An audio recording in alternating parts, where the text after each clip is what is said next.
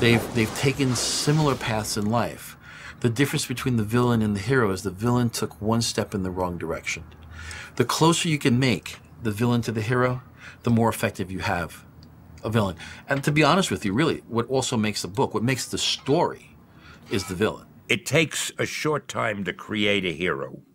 Okay, you've created the hero, you have the hero. Now, he's set.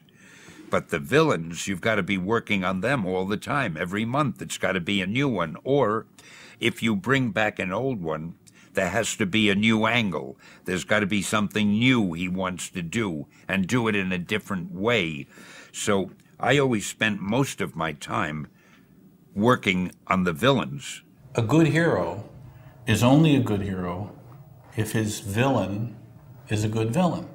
The nature of comic books and of all heroes is that the villains have to be worthy of them. So as more heroes were created, more villains were created, almost by the nature of it. And the saddest hero is the hero that doesn't have good villains.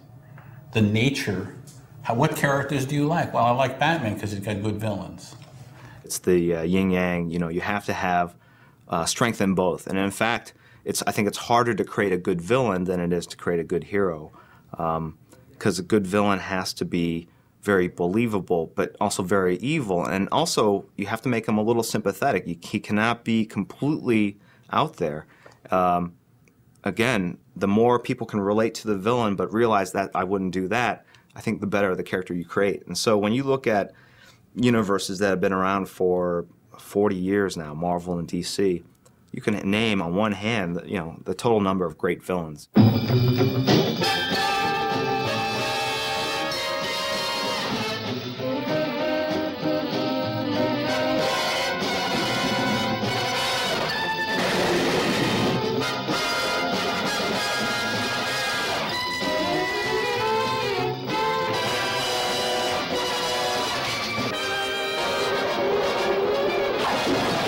The Catwoman.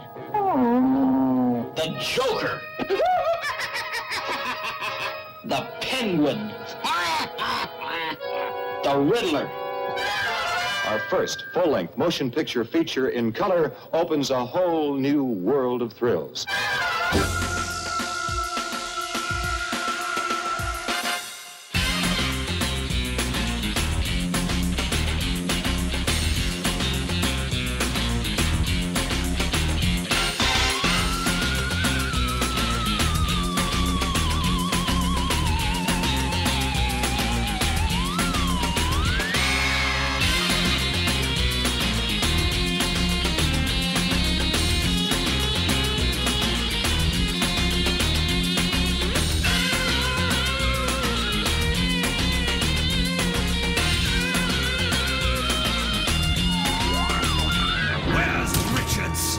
And who is this meddlesome fool who fights for them? Unless, of course, they can't fight for themselves. Of course. My bomb, the radiation, they've lost their powers. Finally, Reed Richards. On a silver platter.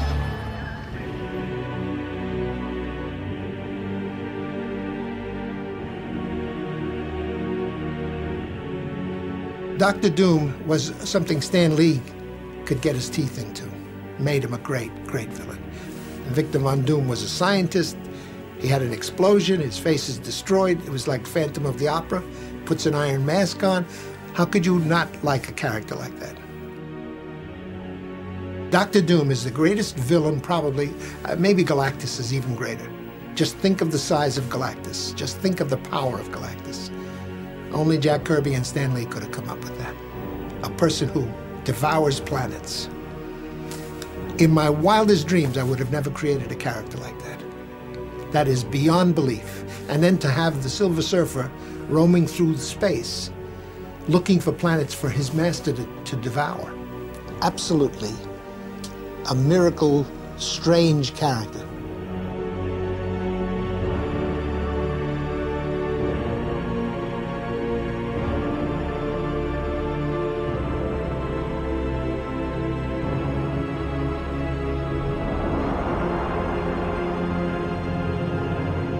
Jack Kirby's imagination stands alone.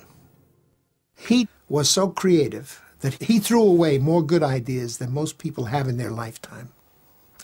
If he ever threw anything away at all, I'm sure he forgot more good ideas than most people have. I think that explains Jack Kirby, the most creative force I have ever seen. As far as superhero comics, he was a genius. And he revolutionized the superhero comics, as far as I'm concerned. We all learned from Jack. And I don't care who you talk to, everybody learned from Jack that working today. We all learned from Jack. We all got something from him. Jack was very prolific. He was very different. He was the only artist I knew that would start at the top. And he would not rough out a drawing. He just started one line and finish off a drawing, which is amazing. I could never do that. And he was extremely fast. And he was different. Jack was very different. And I think you'll find that along the way for most brilliant people, you know. They were the different. They stood out from the crowd. And Jack certainly stood out, you know. When you turned the page, it exploded in your face, his drawings. His drawings was the tension in all his panels, everything, the expressions. And you could feel the energy on every page that he drew, everything. You could criticize it, you could say, well, the hands are wrong, the head, maybe he made the nose too small, maybe he made this. Doesn't matter. He could tell a story like no one could tell. There was a certain nobility in all of Jack's characters. He had a very positive view of mankind, and he actually quarreled a few times with other comic book writers and artists who he felt had a much more negative view of mankind. I think that's one of the reasons that Jack was so good at doing superheroes, because his heroes, when they reached their peak moments of heroism, were truly beautiful people. They were well-drawn, they were strong, they were vital, and they were very energized. Everything Jack drew was energized, but especially the heroes when they were at their peak moments of heroism. To be truthful about anybody influenced by comics, if you've been reading comics and drawing comics in the last 30, 40 years, you had to have been influenced by some contribution of Jack to comics. And Jack is that man for hundreds of characters. Chiefly, he designed the Fantastic Four, Captain America, Iron Man, the Hulk, the X-Men, the Demon, you know, the list goes on. And I mean, he created one of the greatest majorities of superheroes that any one person ever has, and he would wind up being the most influential person on the entire medium of American comics.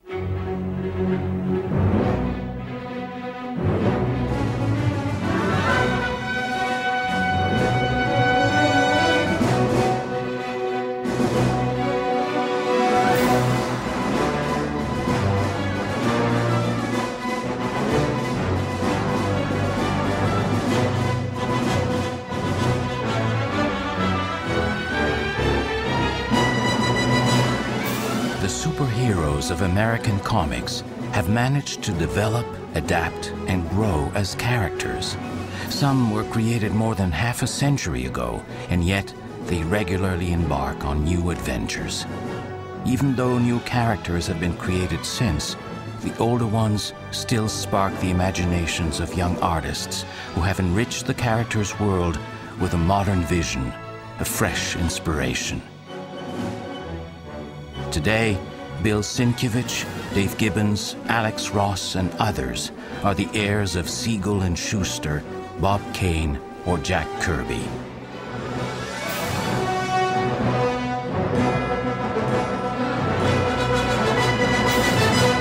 These characters are elevated to the stature of being such icons that they're not necessarily the replacement of my gods per se, but I guess if the parallel were to an earlier culture where people spent that much time painting portraits of Jesus and the saints, it would be that kind of feeling towards the material. There's that level of respect, but then there's also a respect I have that's very knowing of what the original creators intended when they conceived these characters, and I always want to pay special tribute to what those people had done before. In every case of the superheroes I've worked with, I've re-examined them from the point of bringing out the original artist's works, and I want that to sort of infect my mind before I do my reinterpretation.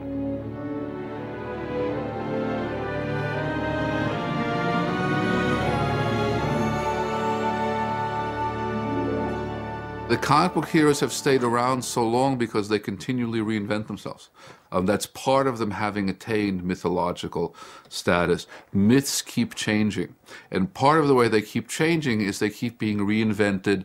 Every so and so often, the reinvention is really going back to the beginning.